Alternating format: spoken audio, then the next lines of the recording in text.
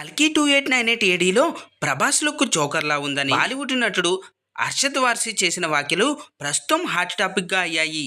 తాజాగా ఓ ఇంటర్వ్యూలో ఆయన మాట్లాడుతూ కల్కి తాను చూశానని, మూవీ తనకు నచ్చలేదని చెప్పారు. బిగ్ బి అమితాబ్ బచ్చన్, అశ్వత్థామతో పోలిస్తే ప్రభాస్ పాత్ర తేలిపోయిందన్నారు.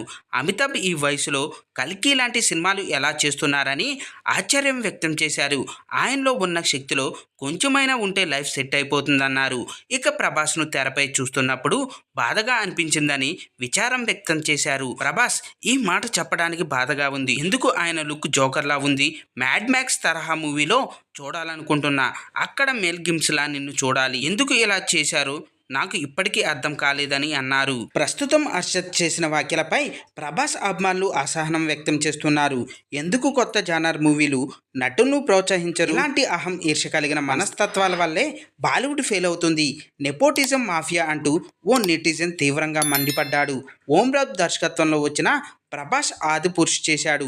ఎలా తీశారో అందరూ చూశారు అంటూ మరో నెటిజన్ కామెంట్ చేశాడు. గత కొంతకాలంగా దక్షిణాది చిత్రాలు బాలీవుడ్లో కాసులు వర్షాన్ని కురిపిస్తున్నాయి. ఇక్కడి చిత్రాలు టేకింగ్కు ఉత్తరాది ప్రేక్షకులు ఫిదా అవుతున్నారు. ఇదే విషయాన్ని ఇటీవల నటుడు సంజయ్ దత్ కూడా ప్రస్తావించారు. బాలీవుడ్లో ఒకప్పుడు ఉన్న మాస్ యాక్షన్ హీరోయిజం పోయింది. అసలు బాలీవుడ్ మూలాలే అవి.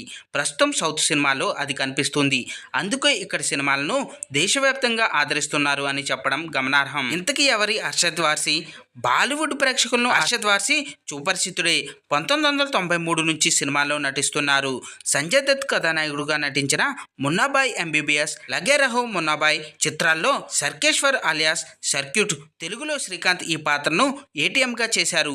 ఆయన నటన వినోదాన్ని పంచింది. అందులోని నటనకు గాను ఫిలింఫేర్ అవార్డు కూడా అందుకున్నాడు. నాగశ్విన్ దర్శకత్వంలో వచ్చిన కల్కి 2898 ఏడి ఘన విజయాన్ని అందుకుంది. బాక్సాఫీస్ వద్ద దాదాపు 1100 కోట్ల వసూలు చేసింది. ప్రభాస్, అమితాబ్ బచ్చన్, కమల్ హాసన్, దీపికా పదుకోనే, శోభనా పశుపతి కీలక పాత్రలో నటించిన ఈ మూవీ ఆగస్టు 22వ తేదీ నుంచి అమెజాన్, నెట్ఫ్లిక్స్ ఓటీటీ వేదికగా స్ట్రీమింగ్ కానుంది. ఈ చిత్రానికి కొనసాగింపుగా కల్కి 2ను నాగశ్విన్ పట్టాలెక్కించబోతున్నారు. ఫ్రెండ్స్, దీనిపై మీ అభిప్రాయాలు కింద కామెంట్స్ రూపంలో తెలియజేయండి. చూశారు కదా ఫ్రెండ్స్, ఈ రోజు టాపిక్. ఈ వీడియో కనుక మీకు నచ్చినట్టయితే లైక్ చేయండి, మీ ఫ్రెండ్స్తో షేర్ చేసుకోండి, ఎలా ఉందో కామెంట్ పెట్టండి.